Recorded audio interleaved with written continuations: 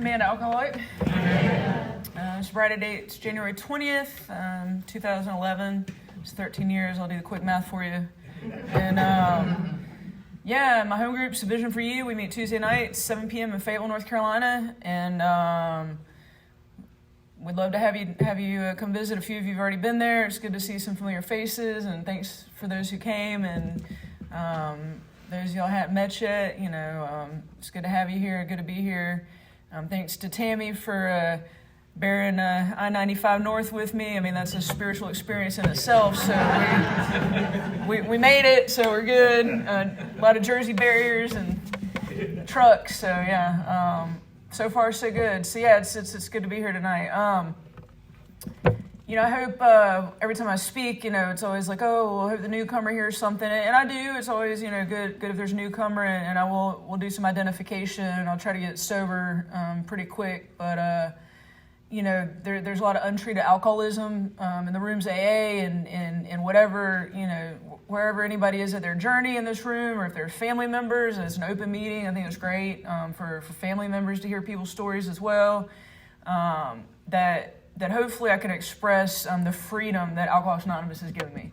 I'm a free person today. I can go where any man can go without fear of having to avoid things or worrying about, any kind of temptation. And as long as I do certain things, and that I'm happy, joyous, and free. Some of you guys who know me probably wouldn't describe me as that. Like I'm not a hugger. I'm not like big bubbly personality.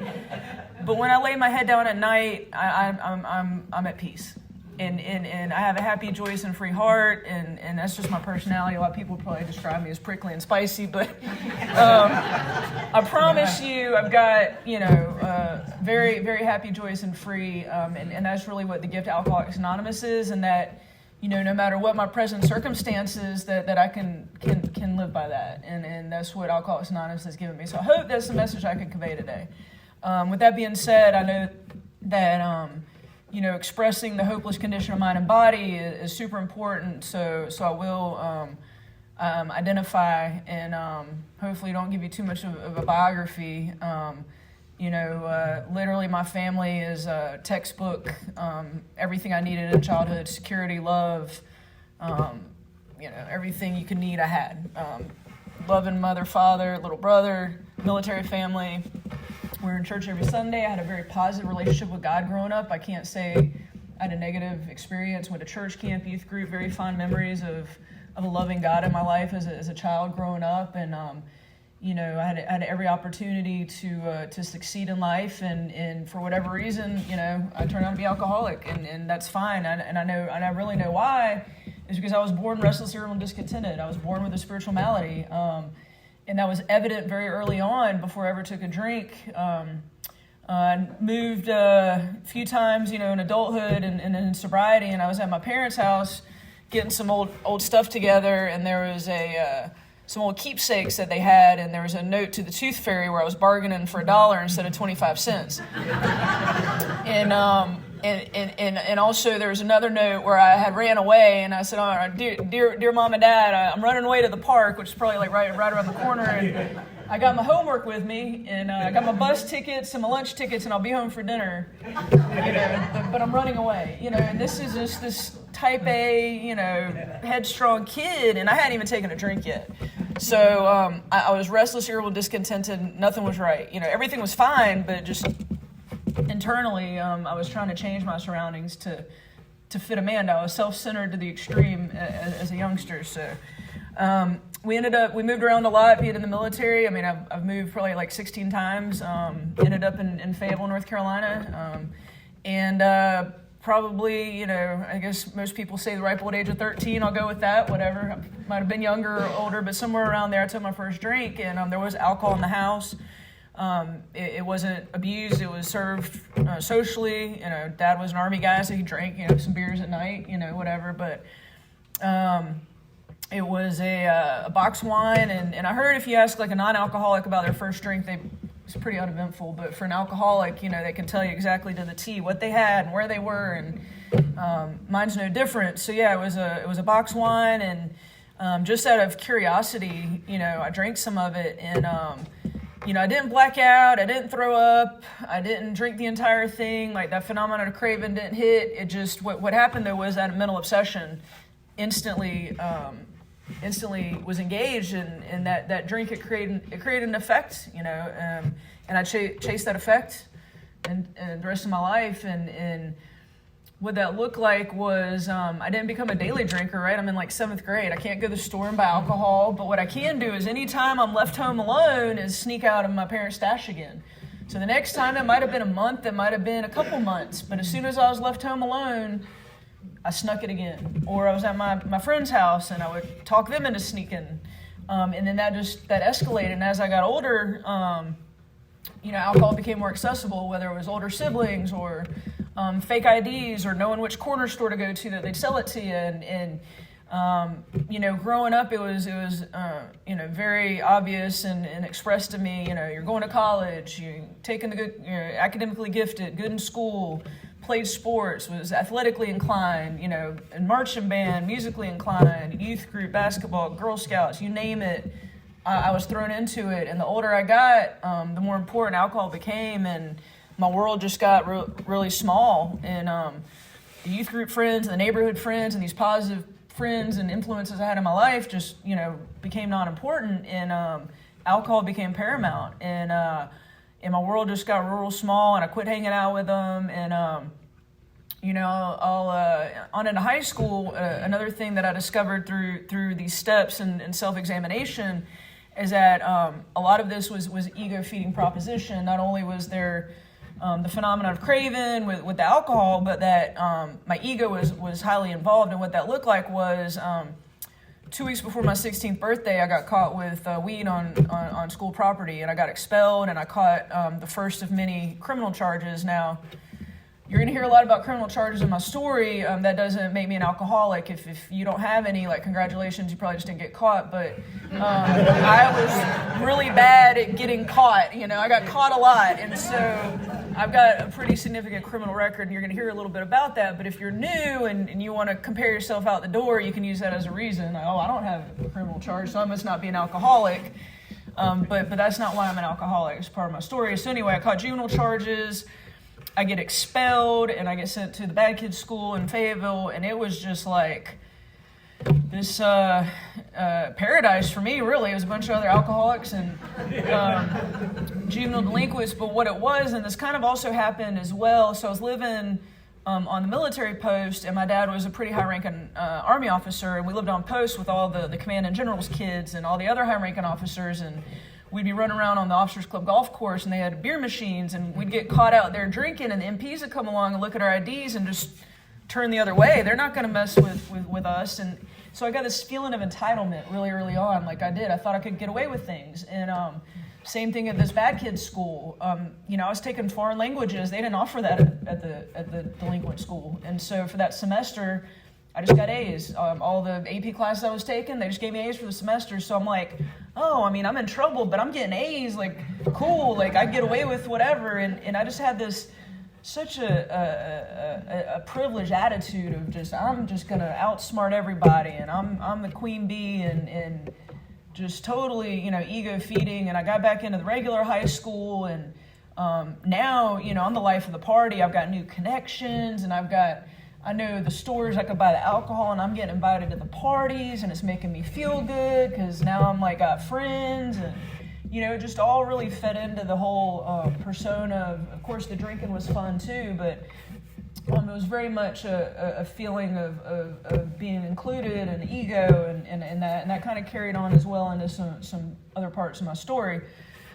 So I got this developing, and by the time somehow I'm in high school, and I'm skipping school and getting detention and being told, I don't have to go to detention, go to soccer practice because the soccer team's going to the state finals, and so I'm again getting these passes.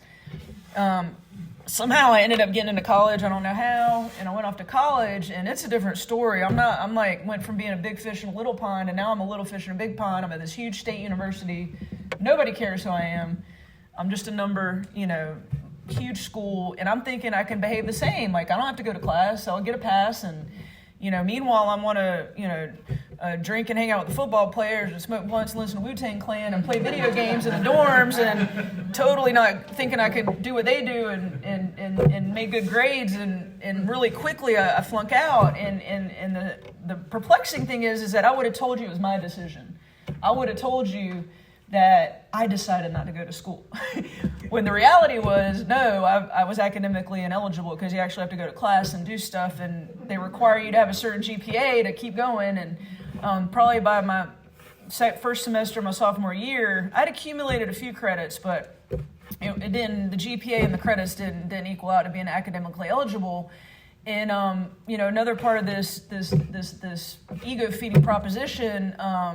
Is that, I thought myself to be the Pablo Escobar at Franklin Street in Chapel Hill, and I would go in and out these bars, and money would be flying, and the lights and the loud music and the bass and the unta, and parties at my house, and everybody come over, and I'm Miss Popular, and, all of that was just part of it, and on top of that, this phenomenon of craving was developing to where I had to have the alcohol, I had to have it, but again, I would have told you, I'm 21. The alcohol's still working for me. I'm not going to sit here and tell you it wasn't ever fun. This is fun. A normal person would have looked and said, you're flunking out of school. You already got juvenile charges. You're on your way to getting some adult charges. You should probably slow down a little bit. But at this point, I'm thinking I'm in total control of the situation, and I want to do these things. No question. I'm making these decisions. I wouldn't have told you the alcohol was making the decisions for me. Fast forward a little bit, and the Chapel police kick my door in. I catch 4 felonies, and I do what I always did. My poor parents, I think they thought I was still enrolled in school. I wasn't, but they thought I was, and they were financially supporting me, and they did what any loving, enabling parents do. They bailed me out. They paid for the expensive lawyer, and they helped me out, and ended up with 10 days in jail, 30 days house arrest, and 3 years probation. So I got this house arrest bracelet on my ankle. And started working in Greensboro because I'm not going to do illegal things anymore, so I'm going to work at clubs. So I started working at clubs and bars because that's a great lifestyle. And I ended up getting my first DUI while I was on house arrest. Driving back from Greensboro to Chapel Hill, the state of North Carolina doesn't like that. Not a good look, so I ended up getting the bracelet off, and I moved to Greensboro. Because why not? And the new probation officer there, now I'm on intense probation, and he kind of was cramping my style, and that's where I got introduced to recovery. I couldn't be compliant, and I went to Walker Treatment Center, which was a 3-month outpatient program, and I had no interest in being sober. I'm 22, I'm sitting in these meetings, I'm hearing people share probably like me, and I'm comparing myself. I'm like, well, that hadn't happened. I couldn't identify. I just wasn't ready to receive any kind of message. And on top of that, I'm telling the counselors how to do their job. I'm trying to get an A+ and, being a smart aleck and just being a headstrong idiot in these classes. And the thing was, it slowed me down a little bit. I still dabbled on the weekends, but it kind of slowed me down during the week. It kind of had to because I was there a couple of days out of the week. And but then as soon as that human aid was done, right, the expiration date of those classes, it was back on. I'm full speed ahead, and then I found myself, number 2 experience, again, by force, human aid, intervention. The probation officer says you're going to go to an inpatient. So they're giving me these chances. And I went to Davidson Alcoholic Care. It was a 28-day program.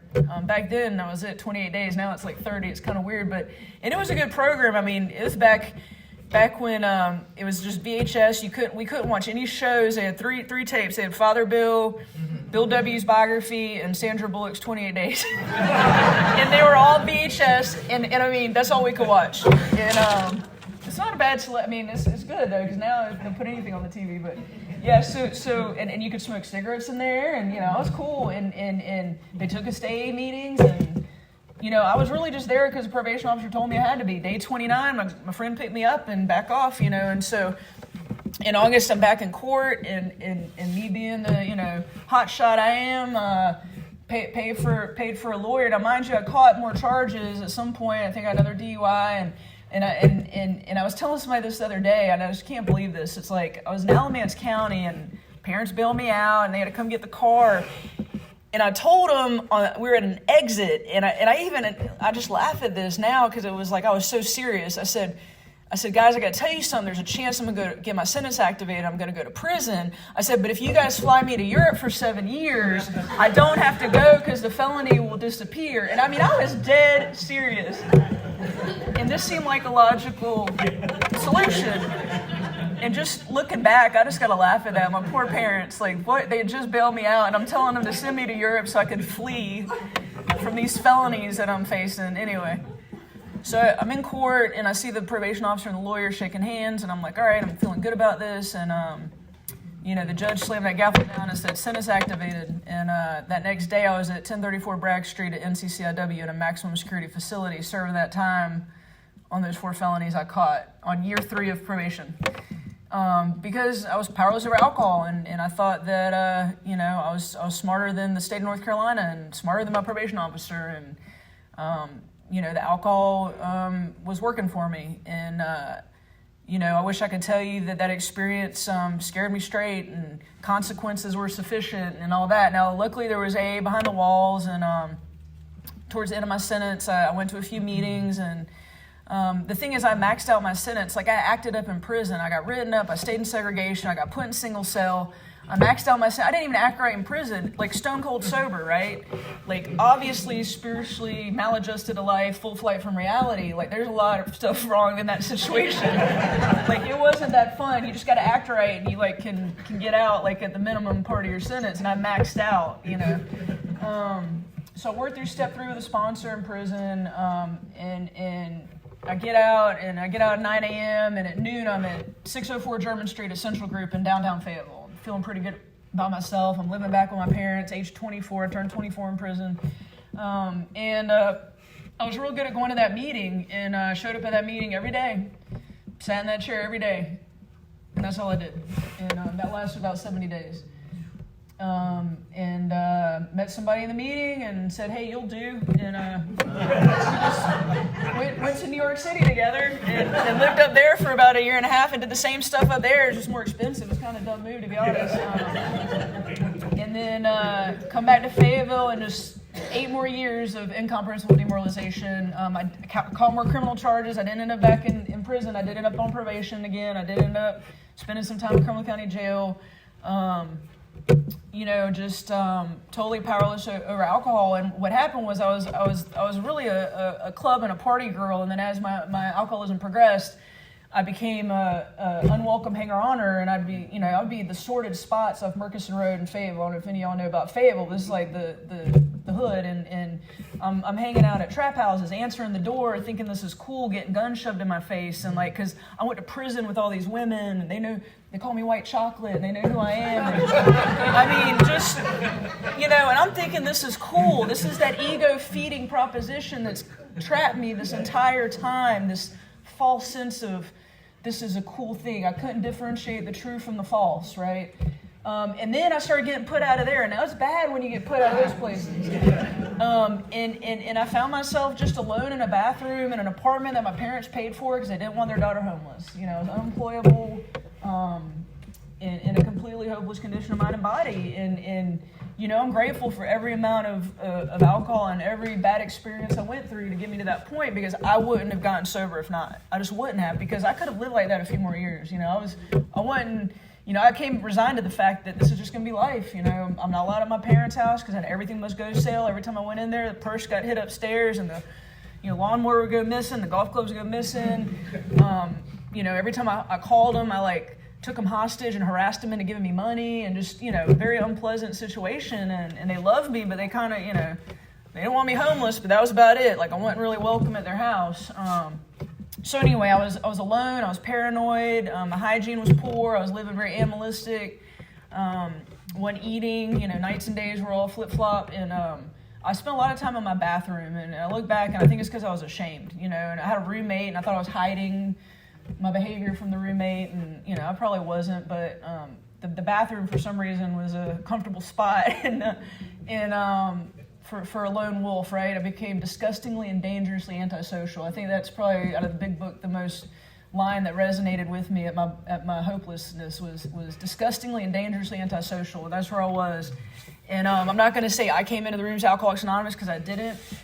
I'm grateful that the legal system had planted the seed of what Alcoholics Anonymous is, because 8 years later, I knew what it was. And when I heard the voice of what I know to be God telling me, hey, pick up the phone and go to an AA meeting, I called a dear old family friend that, thank God, was still sober, and her husband at the time came and picked me up and took me to 604 German Street, a Central Group, the same meeting I'd gone to when I got out of prison, 8 years before, and the same people were there, and they just looked at me and welcomed me, and I was crying, and I was a mess, and I'd been up for 3 days and still drunk and probably smelt really bad, and they just kind of hugged me and welcomed me back, and it was January 20th, 2011, and I haven't had to take a drink since, and what happened was that I was out of answers. The whole time I had all these answers. I knew, I could fix this, I can do that, I could throw money at it, I can manipulate this, and I just, that was really the first true surrender, and what my recovery has been and my journey has been is just a series of deeper surrenders. And at the beginning, it was little ones. That was the first one. It was like, all right, I'm going to surrender and take some suggestions. And that first suggestion I took was that voice that said, pick up the phone and go to AA. And then the second suggestion I took was on that way home, the lady who was the old family friend, she gave me the number of a young lady who was my age who went to the meeting, and she's like, you should give her a call. I gave her a call, and that young lady came over and met with me at the picnic table in my apartment complex and told me some of her story, and I thought I had to pack my bags and go to detox or go to treatment, and detox might have been a good idea for the state I was in, but she said, well, why don't you try working 12 steps? And I had never done that before, and I said, okay. And she's like, well, first go to bed. She's like, go to sleep, and I'll pick you up, and we'll go to the meeting tomorrow. Do you think you can make it through till tomorrow if you go to sleep? And at that point, I was pretty tired, and I said, yeah, I'll go to sleep. And then she picked me up that next day. Come to find out, she was on a date. She left a date and came and 12-stepped me, and I'll never forget that. And unfortunately, she's not sober today. But I always keep waiting for her to walk through those doors, and I pray for her, so... But she was what I needed at the time, and what I found in my recovery is that God has always put people in my life at the right time, and it was sufficient at that time, and it was what I needed at that time. And in the first year, she was my sponsor, and she took me through steps, and I mean, looking back, it was probably pretty slow, but maybe I needed to go slow. I don't know. I mean, I didn't get through the fifth step to the end of my first year, but I was pretty hard-headed, and I think I probably needed to physically, the book talks about the alcoholic who's jittery and befogged. I think I was pretty befogged, so it might have taken a couple weeks to kind of get unbefogged. But either way, it was sufficient, and that group became my first home group, and the cool part about that is that I'd show up early and I'd help set the tables, and back then you could smoke there, and I'd empty the ashtrays, and I showed up early and I stayed after and I helped clean up, and what that looked like is that after a few months, I didn't have a license, and I was kind of advised that I probably shouldn't drive without a license, which was also another bad habit I had, so I had to ask people for rides to meetings, and sometimes my parents would take me to a meeting, so they knew I was trying to do right, but very, very still skeptical, as our families often are. And of course, I'm offended that at 30 days sober, they're still questioning why is my mom still putting her purse upstairs, don't you know I'm 30 days sober? But what happened is that I quit harassing them for money, and when I would call them, I'd say, how is your day going? And I learned that too from the recommendations of, hey, call another alcoholic, ask them how they're doing, and that translated into my family life and repairing those relationships.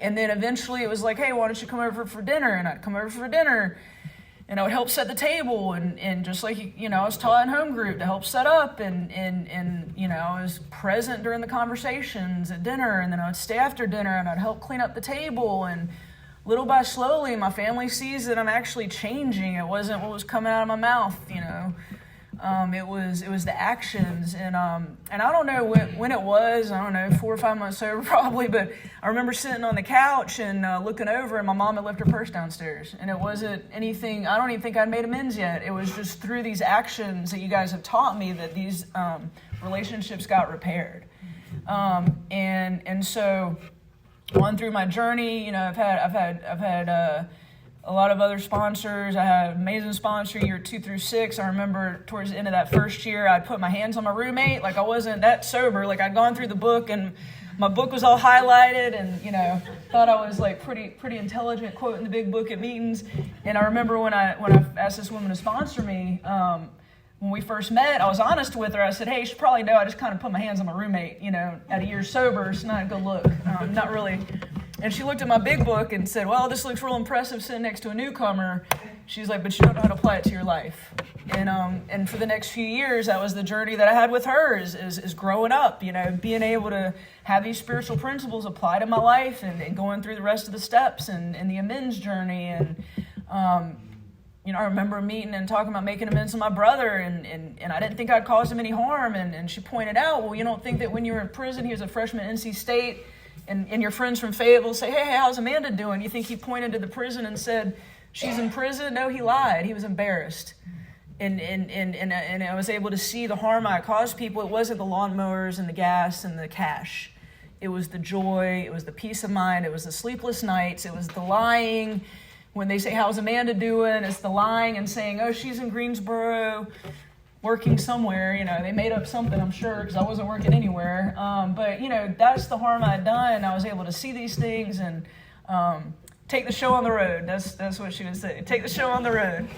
And so then after that, you know, as a lot of things, you know, I was able to progress, and a lot of people think Alcoholics Anonymous is a wishing well, and life was good. I mean, I'm telling you, I finished school, and I could list off all these amazing things that have happened, but the biggest thing is the relationships that have been rebuilt. So that brother that you know, I thought I didn't do any harm to, I was able to repair that relationship. And mind you, like, I got sober in January, and that Thanksgiving he had come home with his, who is now his wife, to introduce him to the family. And I'm like, face down in the turkey, you know, and hey, I'm the big older sister, and I'm thinking I haven't caused this guy any harm, you know. So I was able to make amends for that. And now, you know, I'm the godparents of his nephews, and they've never, you know, I've been a sober aunt today, and that's a pretty good experience. And you know, the biggest thing too with these steps and applying them in my life, it's like going through them the first time and then learning how to kind of apply them in my life, but then you know, being open-minded, and in the beginning of the big book, it talks about that we fail to perfect and enlarge our spiritual life, we cannot survive the certain trials and low spots ahead.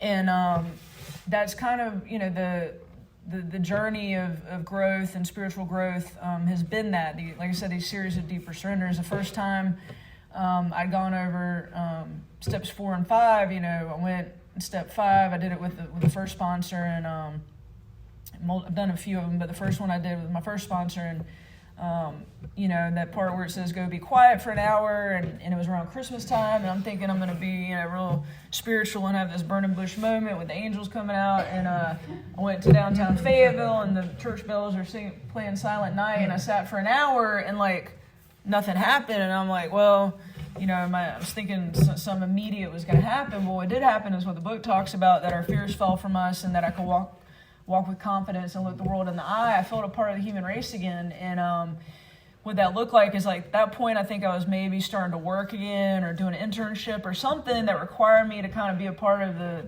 community. And I didn't have this, like, alcoholic black cloud hanging over me that I did feel that. I felt that confidence, and I felt that I could look the world in the eye. And the character defects, you know, I'll be honest, the first year or two, I don't know, you know, I complicated everything. I remember getting some kind of tree with branches or shortcomings, and leaves or character defects. I don't know where it came from, but, you know, I'm like trying to figure, why is one shortcoming, one character defect? And it's like, it's the same thing, you know. But, it took me a while to kind of incorporate that, really the willingness to be rid of the character defects. And over time, I think that's really part of what's really grown spiritually, is understanding. Like at the beginning, it was like, all right, well, I've identified these defects of character in my 4th step. Some of them kind of stopped right away with just by not drinking. Like I quit stealing right away, and I try to be as honest as possible. Like the white lion kind of took some time, but so, you know, what's been revealed to me over time is really, and the 12 and 12 is great, to supplement 6 and 7, but in the big book, 6 and 7 are 2 short paragraphs, and what's been revealed to me, in latter parts of recovery these past few years is that really, that if Bill wanted to write more about 6 and 7, he would have, and that they're really just having that faith that, like, if God helped me with the drink, am I willing to turn over every part of my life, and that's that deeper surrender, and that comes, I think, for me, it came with just experience and faith. It wasn't sufficient. Like, at the beginning, I just didn't have the toolkit to understand that, and that's okay. It was sufficient, and so. On through a few years and going through the steps and applying it in my life, I mentioned before that having the ability to be free and having, in light of our present circumstances. So life was good. I'm thinking that, AA is this magic cloud of sunshine and everything's going pretty smooth. And, in 2021, I got a phone call one Saturday morning that my mom had got hit by a car and died. And I just dropped her off at the airport like the day before. And, this really just, it shattered my world. I was in shock. And it's interesting, and this is how beautiful Alcoholics Anonymous is that in my shock, I didn't think about calling anybody from AA.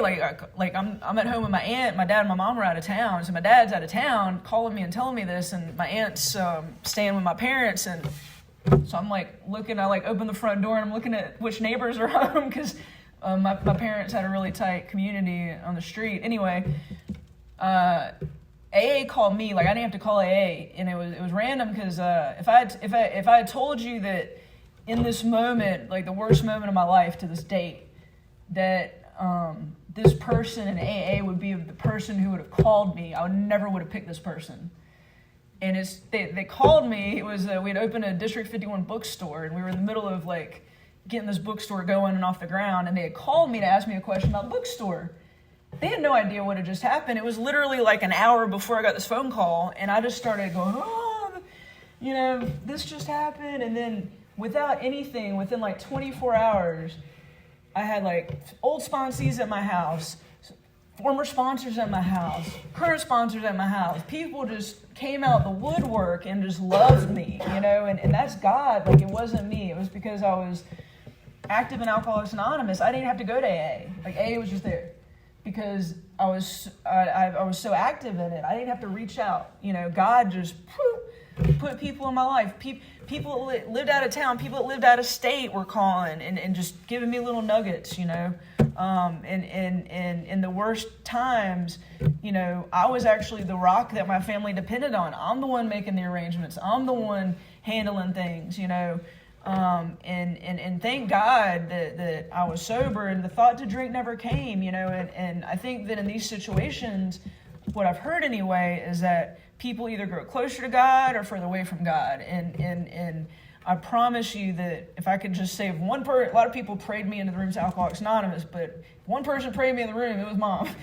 She was a strong woman of faith, and I know that that experience has drawn me closer to God. And through that experience, I ended up getting a new sponsor, not because of that, just another sponsor actually moved away. But the timing was aligned, and I know that was God, and that was actually the person who called me that day, ended up being the person I asked to be my sponsor, and it's just been a new journey. We've gone back through the book, and it's just been all from a spiritual angle, and really what has been my lesson these past few years. I feel like I've almost grown more spiritually these past few years than I have my entire chunk of sobriety, and that may just be what I'm feeling now. I may look back and say something different, but that's the journey, isn't it, right? But that, honestly, being open-minded and practicing step 2 is why that happened. Because there are things that I'm doing now and people that I'm asking for help and being way more open-minded about spiritual matters and reading books I probably wouldn't have read. And, when something like that happens in your life and you're just so humble that you just can't do anything but be open to what God has for you, it is pretty powerful. And today, I used to say that, so I'm a runner. That's another crazy thing we get to do being free in Alcoholics Anonymous is I get to run and do dumb stuff, triathlons, long distance stuff. And I always used to say, oh, when I run, I'm meditating. Like, I can't sit still. Like, that's my meditation. And that's true. Like, God could be with me at any time. But really what that was me making excuses of why I didn't be disciplined enough to sit still with God in the morning, to be honest. And, like, again, it was sufficient, though. It was sufficient at that time. But it wasn't sufficient anymore. Like, I needed to start having that discipline of being quiet with God and getting that direction from God and doing what it says on page 87 and sitting quietly and asking for thought and direction throughout the day. And that's what I've been doing the past few years, and it's made a world of difference in my life and in my serenity and my peace of mind. And, I've really been able to grow from that, and now it's like things are just different, man. It's this new life, and one of the biggest things is the dynamic with my dad, and that's tough. It's like, he's a widow now, but what's even weirder is that he's dating, and that's just like it's hard. Like, logically, I'm like, I want him to be happy, he deserves to be happy, but emotionally I'm just like, and I've been praying on that, and it's like the thank God the lady, I'm like, well, God, at least he's not online dating, and I don't have to do background checks, and like the woman like knows the neighbor, and I know she's cool, like I don't have to do a background check on her, and when she comes to town, I try to be polite and go out to eat with her and say hello, and I want to be happy for him. It's just been really hard, and I'm finally at a point now. Like the other day, I'm saying my prayers, and out of nowhere, I said her name in the prayer. And like, if that's not God, it's just pretty amazing what happens when you actually just let God do things for you. But it's as I said, it's what's sufficient at the time. So if you're new and you're wondering what's going on, that's fine. Just do it. Like I had to be open-minded and put all these old ideas about whatever God I knew behind and make room for new ideas. And then I had to do that again. And then I had to do that again. And then I had to do that again a couple years ago. It's like, it's not just a one and done with this open-mindedness and looking back on the big picture. I'd have to say that concept of being open-minded is in step 2 is what's promoted my spiritual growth the most. And being humble enough to say, I don't have this idea of God down, and I'm never going to, and that I always need to be continually seeking and being open to that. And that's really helped me with the character defects and doing an inventory. And before I would do the inventory, I would write it down, but it was more of like action oriented. It was like, all right, I'm going to write down this inventory, and I'm going to say the 7-step prayer. And then that's it. And like, I just didn't really believe. Like that belief that God could actually do these things wasn't there. And I think what's changed is that over time, that belief is sure to come. And that's what the book says, right? That our belief is sure to come. Thanks.